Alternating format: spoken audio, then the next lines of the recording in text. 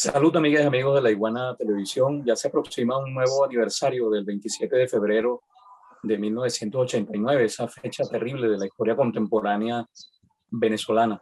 Para hablar de eso tenemos con nosotros al sociólogo Reinaldo Iturriza, quien fue ministro de Cultura y ministro de Comunas y también es un comunero en ejercicio actualmente. Y quería preguntarle, pues, en su condición de sociólogo, sobre todo, ¿qué análisis hace de esta fecha que una parte de los venezolanos la considera una fecha épica, el primer enfrentamiento mundial de un programa fondo monetarista, y otra parte la considera una especie de acto delictivo colectivo de la población? ¿Cómo lo ves tú? Hola, Clodovaldo. Muchas gracias por esta oportunidad para hablar sobre este acontecimiento tan apasionante como el 27 de febrero. Sí, bueno, efectivamente, esos son como los dos polos, ¿no? Son como los dos extremos de la interpretación. Obviamente, eh, eh, bueno, mira, hay que decir algo. Se puede decir que son dos polos ahorita, pero en su momento, o sea, cuando estaba muy fresco el acontecimiento, cuando recién acababa de ocurrir el 27 de febrero, la interpretación que predominaba sobre, sobre el hecho, sobre el sacudón, se parecía mucho más a lo que hoy identificamos como uno de los polos, ¿no? Esa era como la interpretación dominante, la idea de que lo que había ocurrido el 27 de febrero era un hecho fundamentalmente delictivo, criminal y luctuoso, ¿no? Evidentemente fue un hecho luctuoso, murió muchísima gente, dice uno, y es un eufemismo terrible, porque realmente mucha gente fue asesinada, sobre todo a partir del 28 de febrero. Y lo curioso, Clodovaldo, yo he escrito, eh, o cuando he escrito sobre el asunto, he insistido mucho en este tema. De hecho, en mi tesis de grado, en mi tesis de grado trabajé este mismo asunto. Lo curioso es que esta es una interpretación dominante en sentido estricto, es decir, el amplio espectro político coincidía en catalogar o en valorar el 27 de febrero de la misma manera, ¿no? Por supuesto con sus matices que tenían que ver con el hecho de que estuviera ubicado a la derecha o a la izquierda, ¿no? Incluyendo, por supuesto, una parte de la militancia de izquierda y de lo que se puede entender hoy como ultraizquierda que participó activamente en los hechos, ¿no? Tratando como de dar la dirección. Eh, Mira, yo lo que creo, un poco lo que recuerdo, yo era muy muchacho en ese momento, yo tenía 16 años, si no recuerdo mal, 17 años, pero sobre todo, bueno, a partir de los testimonios que uno pudo recoger, eh, bueno, digamos, a partir del estudio, pues, ¿no? Del sacudón, yo creo que es importantísimo rey, ¿no? Una rebelión popular que fue, bueno, que sin duda alguna marca, yo creo que en esto también hay bastante consenso, marca el comienzo, el fin de la partidocracia, ¿no? De la democracia representativa venezolana. Ya la clase política tradicional venezolana no puede componerse, digamos, después de ese acontecimiento. Es muy claro que hay una muy profunda ruptura, ¿no? De lo que se pudiera llamar el bloque hegemónico, ¿no? El bloque dominante. Y bueno, y está a la vista lo que ocurrió después, ¿no? 3 años después la rebelión cívico-militar, no solamente la del 4, sino la del 27 de febrero. Y bueno, lo que vino después durante los 90, el mismo surgimiento del chavismo, ¿no? Pero antes de terminar de responderte esto, Cobaldo, eh, yo creo que es muy importante también reivindicar la rebelión popular del 27 como un hecho que fue ampliamente celebrado por la clase popular. O sea, el 27 de febrero obviamente ocurrieron cosas terribles, ya el 27, asesinatos, pues, ¿no? Hubo gente bueno, que murió el 27 de febrero, que fue asesinada por la policía, por la guardia, o que murió en medio de los saqueos, etcétera. Pero eso ocurrió fundamentalmente después. Hay dos grandes momentos del 27 de febrero, del 27 en tanto acontecimiento, ¿no?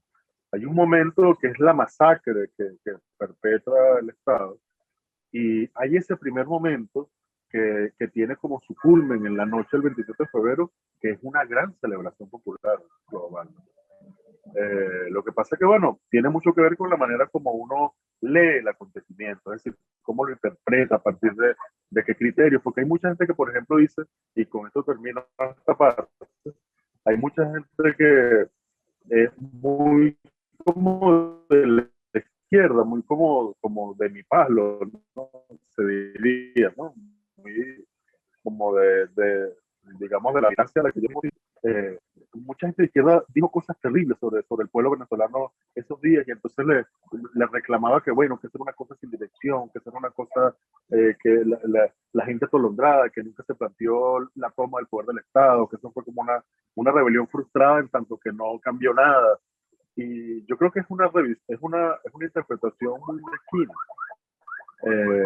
que puede tener una parte de verdad, ¿no? Viéndolo desde esa perspectiva, pero si al caso vamos, la gente ese día no se planteó nunca la toma del poder del Estado, no se planteó nunca derrocar al gobierno, no se planteó nunca, ¿no? Eh, Sí, y bueno, eso, yo creo que hay que reivindicar esa parte, digamos, jubilosa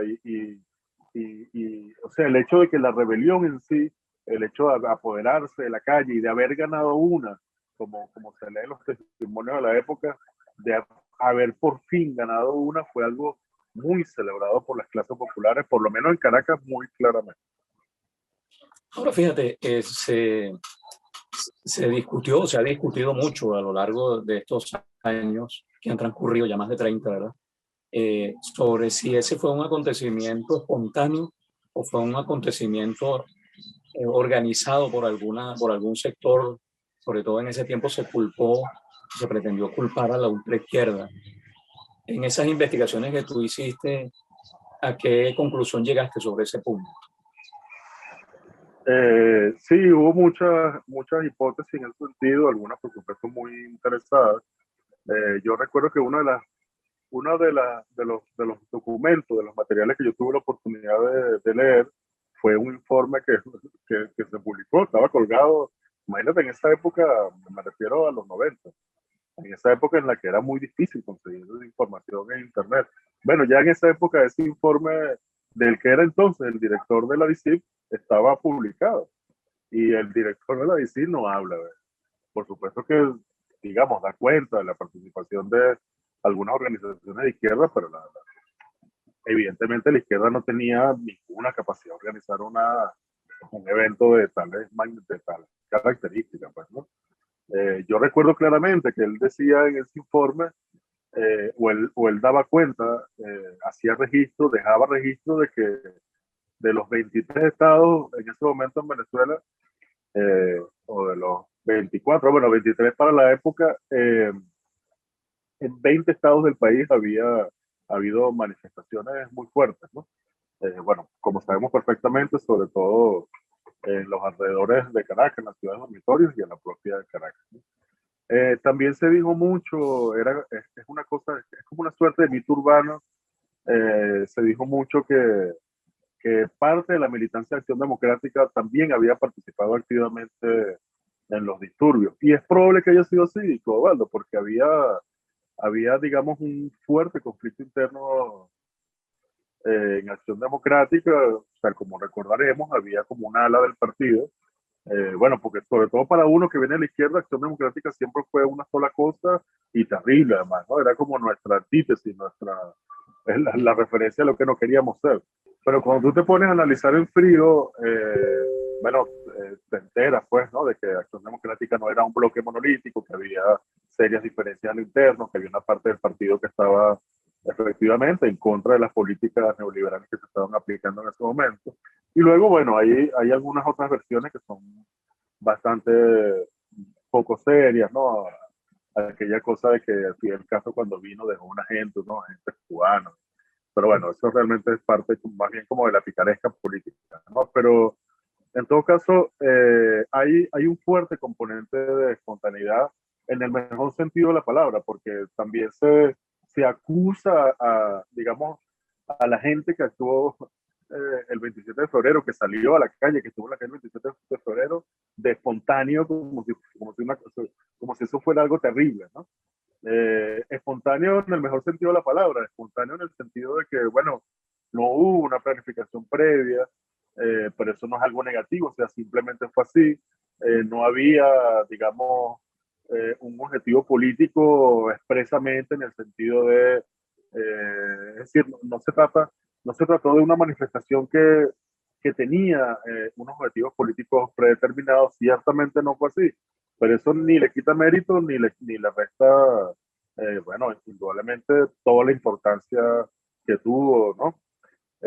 Entonces, pero bueno, pero en resumen, para resumir la respuesta, hubo digamos, un ciclo de protesta bastante fuerte, intenso, previo al 27 de febrero, y luego, bueno, vino como una especie de reflujo que tuvo que ver precisamente con la brutal represión a partir del 28 de febrero, sobre todo los primeros días de marzo, y luego el ciclo de protestas, sobre todo estudiantil, pero también barrial, retoma, digamos, recobra muchísima fuerza durante los primeros años 90 y en el medio este acontecimiento, digamos, fundamental para la historia venezolana, este parteaguas que es el 27 de febrero, eh, en el que participó más o menos la misma gente que participaba en las protestas que hubo antes y que hubo después, pero que indudablemente nadie era capaz de organizar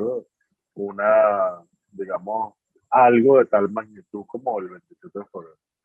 Cuando se produce la rebelión del 4 de febrero, uno de los argumentos que expresan sus protagonistas es justamente una reivindicación del 27 de febrero de 1989, sobre todo por la represión que se había producido en contra del pueblo. ¿Existe una relación de causalidad entre estos dos grandes episodios del fin del siglo XX en Venezuela? Sí, sin duda alguna hay una relación de causalidad. El mismo comandante Chávez, ciertamente hay una relación de causalidad entre un evento y el otro. Eh, el mismo comandante Chávez, en numerosas oportunidades, digamos, relató o explicó cómo el 4 de febrero, en parte, ¿no? Porque sabemos, se conoce, pues, que lo que finalmente ocurrió el 4 de febrero era algo que se estaba preparando desde tiempo atrás. Digo, desde antes del 27 de febrero del 89. Eh, creo recordar que el presidente incluso precisó que el 27 probablemente aceleró de alguna forma los preparativos y el 4 de febrero fue también una manera de reivindicarse de la Fuerza Armada, digamos, bolivariana, patriótica, eh, de reivindicarse, de mostrar la otra cara, la otra faceta, el otro rostro, digamos, del pueblo en armas, del pueblo uniformado, luego de bueno, de la terrible masacre del 27 de febrero. Ok, una última pregunta, Reinaldo. Durante los últimos años, la oposición venezolana de derecha ha insistido mucho en que va a ocurrir de nuevo un 27 de febrero. Ha sido prácticamente además como una especie de deseo de la oposición, porque ese sería el mecanismo para salir del gobierno, ya que han fracasado otros mecanismos. ¿Qué posibilidades le ves tú a que ocurra algo parecido en este contexto? Sí, oye, vaya que el antichavismo ha tratado una y otra vez, no solamente ha invocado, lo ha invocado como, o ha tratado de que sea una profecía autocumplida, no solamente que la profecía no se cumple. No solamente eso, sino que ha tratado de crear las condiciones, ¿no? de una rebelión popular. Lo hizo muy temprano, al comienzo durante los primeros, en el 2014 y en el 2017, como todos sabemos, de manera fracasada, ¿no? Fue un remedio bastante malo de una rebelión popular. Un evento que ha sido tan vilipendiado, ¿no? Y sobre el que se construyó la leyenda negra que se construyó. Bueno, lo irónico que resulta que el antichavismo ahora lo invoque y casi que desee fervientemente que el pueblo venezolano le haga el trabajo que que ella no ha sido capaz, que él, el antichavismo, la clase política antichavista, no ha sido capaz de hacer durante estos 20 años, durante estos años de revolución bolivariana. Mira, y bueno, más allá de eso, decir lo obvio, pues las condiciones históricas son radicalmente distintas. Digamos que para decirlo así en términos muy gruesos, ¿no? El 27, o sea, en 1989 no había ninguna fuerza política que fuera capaz de, digamos, de canalizar la rabia popular, digamos, esa energía popular. Más bien lo que nosotros estábamos viviendo era el colapso del sistema de partidos tradicionales. Y bueno, ¿cuánto ha pasado? Todo 32 años después, mal que bien, y con todo y que la población venezolana en general, bueno, es bastante crítica de la clase política toda, no solamente de la clase política chavista, sino también de la clase política chavista, de la clase política toda. Hay una parte muy importante, digamos, de la energía política popular que sigue siendo, con todo y la crisis de la clase política venezolana actualmente, sigue siendo canalizada por estas dos grandes identidades políticas, chavismo y antichavismo. Y en la medida en que eso siga así, siga siendo así, es muy difícil que ocurra algo similar, ¿no? En todo caso, yo creo que queda como el alerta de que cada vez más un porcentaje mayor de la población venezolana, digamos, se mantenga como al margen de la política y termine como de marcar distancia de la clase política, porque entonces, y pase como a ocupar, yo he escrito algo al respecto, pase como a ocupar mayoritariamente esta suerte de no lugar de la política, ¿no? En la que no se reconoce bueno, con nuestra clase política. En una circunstancia así, esas cosas no se decretan, Clodovaldo, ¿no? Es muy poco serio plantear las cosas en esos términos, pero cuando se bloquean, digamos, esos canales de participación, o digamos, cuando se ven muy desacreditados estas instancias que canalizan esa energía política, bueno, esa energía, digamos, bueno, precisamente rompe los cauces, ¿no? Que fue un poco lo que ocurrió el 27 de febrero del 89. Pero bueno, pero en todo caso yo insisto en el hecho de que aquí, con todo y bueno, la dura situación económica y política, con todo y que se ha producido este fenómeno bastante pronunciado, repliegue de la política, todo lo que lo que acabo de decir, yo creo que es bastante claro que se siguen pues confrontando dos proyectos de país, dos grandes sujetos, dos grandes identidades, y creo que va a seguir, por lo menos en el corto plazo, creo que va a seguir siendo así, y el antichavismo va a seguir, digamos, quedándose con los crespos hechos y queriendo que, como ya lo decíamos, el pueblo venezolano venga y le resuelva la situación. Ya que bueno, no lo puede hacer ella, no lo puede hacer el gobierno de Estados Unidos, ya que no lo ha podido hacer nadie, entonces quiere que sea el pueblo venezolano el que, el que le salve, ¿no? Así es. Bueno, le doy las gracias al sociólogo Reinaldo Iturriza por haber estado con nosotros hablando sobre este tema siempre polémico del 27 de febrero de 1989. A ustedes, amigas y amigos de La Iguana Televisión, les recuerdo que pueden suscribirse al canal y también darle a la campanita para que tengan las notificaciones de estas entrevistas y de los demás programas de la parrilla de La Iguana Televisión. Doy las gracias a Emilio La Peruta por la asistencia en la parte técnica y a ustedes, amigas y amigos, será hasta la próxima vez.